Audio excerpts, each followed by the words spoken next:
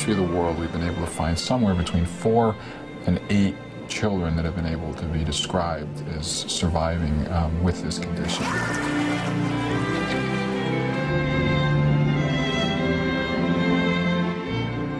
Her legs were fused from her waist down. She had no rectum, no genitalia, no uterus, no bladder, only 6 inches of large colon and a quarter of a kidney. Why is my daughter here? Why has she survived? Somebody forgot to tell her that she was supposed to die.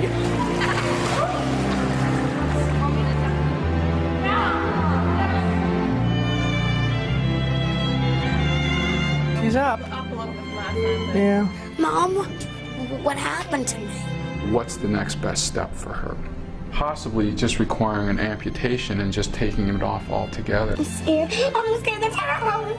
I want somebody to tell me what to do, what's the right thing to do for her. I'm a mermaid.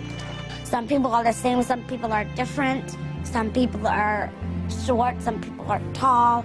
Look, I'm not even quite the same than all the others, but some people just like the way I am.